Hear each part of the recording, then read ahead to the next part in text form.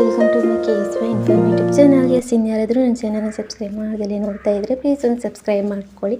ಹಾಗೆ ನಾನಿವತ್ತು ಒಂದು ಕೇರಳ ಶೈಲಿಯಲ್ಲಿ ಮಟನ್ ಹೇಗೆ ಮಾಡೋದು, ಮಟನ್ ರೆಸಿಪಿ ಅಂತ ನಾನು ಹೇಳ್ಕೊಡ್ತೀನಿ. ತುಂಬ ಸುಲಭವಾಗಿದೆ, ಟೇಸ್ಟಿನೂ ಇರುತ್ತೆ. 1 kg ಮಟನನ್ನು ತಗೊಂಡಿದ್ದೀನಿ. ಅದಕ್ಕೆ ಇವಾಗ 1 ಟೀ ಸ್ಪೂನ್ ಆಗುವಷ್ಟು ಅರಿಶಿನ, ಹಾಗೆ 1.5 ಟೀ ಸ್ಪೂನ್ ಆಗುವಷ್ಟು ಅಚ್ಚಕಾರದ ಹುಡಿ, ಹಾಗೆಯೇ ಇದಕ್ಕೆ 1 ಟೀ ಸ್ಪೂನ್ ಆಗುವಷ್ಟು ಗರಂ ಮಸಾಲ ಹುಡಿನ ಹಾಕೋತಾ ಇದ್ದೀನಿ. ಹಾಗೆ 1 ಟೀ ಸ್ಪೂನ್ ಆಗುವಷ್ಟು ಧನಿಯಾ ಹುಡಿ, ಹಾಗೆ ರುಚಿಗೆ ಬೇಕಾದಷ್ಟು ಉಪ್ಪು, ಶುಂಠಿ ಬೆಳ್ಳುಳ್ಳಿ ಪೇಸ್ಟ್ 1 ಟೀ ಸ್ಪೂನ್ ಆಗುವಷ್ಟು ಹಾಕ್ಬಿಟ್ಟು ಅದನ್ನು ಚೆನ್ನಾಗಿ ಎಲ್ಲನೂ ಮ್ಯಾರಿನೇಟ್ ಮಾಡ್ಕೋಬೇಕು. ಇದನ್ನು ಚೆನ್ನಾಗಿ ಮ್ಯಾರಿನೇಷನ್ ಮಾಡ್ಕೊಂಡು ಇಟ್ಕೊಂಡು ಒಂದು ಅರ್ಧ ಗಂಟೆ ಎತ್ತಿಟ್ಕೊಂಡು ಬಿಡಬೇಕು. ಅರ್ಧ ಗಂಟೆಯಲ್ಲಿ ಅದು ಮಸಾಲೆಗಳನ್ನೆಲ್ಲ ಎಳ್ಕೊಂಡು ಚೆನ್ನಾಗಿರುತ್ತೆ. ಸೊ ಅದಾದಮೇಲೆ ನಾವು ಇದಕ್ಕೆ ಒಂದು ಪೇಸ್ಟ್ನ ರೆಡಿ ಮಾಡ್ಕೋಬೇಕು. ಅದು ಅರ್ಧ ಗಂಟೆ ಇಡುವಷ್ಟರಲ್ಲಿ ನಾವು ಇದನ್ನು ರೆಡಿ ಮಾಡ್ಕೋಬೋದು.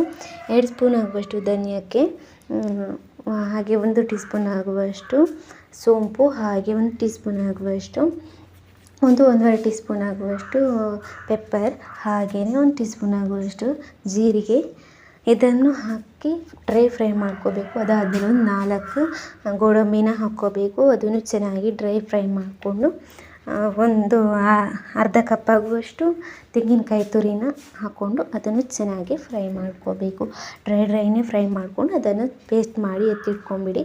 ಇವಾಗ ಒಂದು ಕುಕ್ಕರ್ ತಗೊಂಡು ಅದಕ್ಕೆ ಒಂದು 3 ಸ್ಪೂನ್ ಆಗುವಷ್ಟು ತೆಂಗಿನೆಣ್ಣೆ ಹಾಕ್ಕೊಂಡು ಫ್ಲೇವರ್ಸ್ಗೆಲ್ಲ ಏಲಕ್ಕಿ, ಆಮೇಲೆ ಚಕ್ಕೆ, ಹಾಗೆ ಅನಾನಸ್ ಹೂವು ಇವನ್ನೆಲ್ಲ ಹಾಕ್ಕೊಂಡು ಅದಾದಮೇಲೆ ಇದಕ್ಕೆ ಒಂದು 10 ಸಣ್ಣ ಈರುಳ್ಳಿನ ಹಾಕ್ಕೊಳ್ಳಿ. ದೊಡ್ಡದಾಗಿ ಈರುಳ್ಳಿ ಅನ್ನೋದಾದರೆ 4 ಕಟ್ ಮಾಡಿಬಿಟ್ಟು ಹಾಕ್ಕೊಳ್ಳಿ.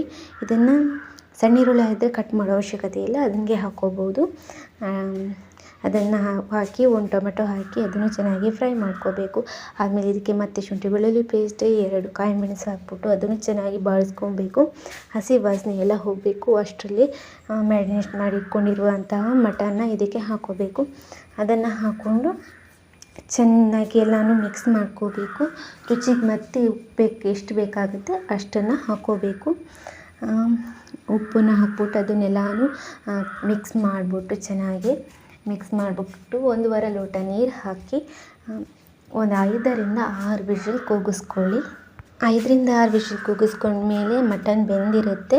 ಮಟನ್ಗಷ್ಟೇ ನೀರು ಸಾಕಾಗುತ್ತೆ, ಯಾಕಂದರೆ ಮಟನ್ನು ನೀರು ಬಿಟ್ಕೊಳ್ಳುತ್ತಲ್ಲ. ಹಾಗಾಗಿ ಓಪನ್ ಮಾಡಿ ನೋಡಿದಾಗ ಇವಾಗ ಬೆಂದಿರುತ್ತೆ ಮಟನ್. ಇದಕ್ಕೇ ನೀವು ಆವಾಗಲೇ ಪೇಸ್ಟ್ ಮಾಡಿಟ್ಕೊಂಡಿದ್ದೀವಲ್ಲ ಅದನ್ನು ಇದಕ್ಕೆ ಹಾಕ್ಕೊಂಡ್ರೆ ಆಯಿತು. ಮಸಾಲ ಪೇಸ್ಟ್ ಮಾಡಿಟ್ಕೊಂಡಿದ್ದನ್ನು ಹಾಕ್ಕೊಂಡು ಎಲ್ಲನೂ ಸ್ವಲ್ಪ ಹೊತ್ತು ಕುದಿಸಿ ಅದಾದಮೇಲೆ ಕೊತ್ತಂಬರಿ ಸೊಪ್ಪು ಹಾಕಿ, ಹಾಗೆ ಸ್ವಲ್ಪ ಕಸೂರಿ ಮೇಥಿನೂ ಹಾಕ್ಕೊಂಡ್ರೆ ಇಲ್ಲಿಗೆ ರೆಡಿಯಾಗಿರುತ್ತೆ ಕೇರಳ ಸ್ಟೈಲ್ ಮತ್ತು ಮಟನ್ ರೆಸಿಪಿ. ಎಷ್ಟು ಚೆನ್ನಾಗಿರುತ್ತೆ. ನಿಮಗೂ ಇಷ್ಟ ಆಯಿತು ಅಂದರೆ ನನ್ನ ಚಾನಲ್ನ ಸಬ್ಸ್ಕ್ರೈಬ್ ಮಾಡಿ. Thank you.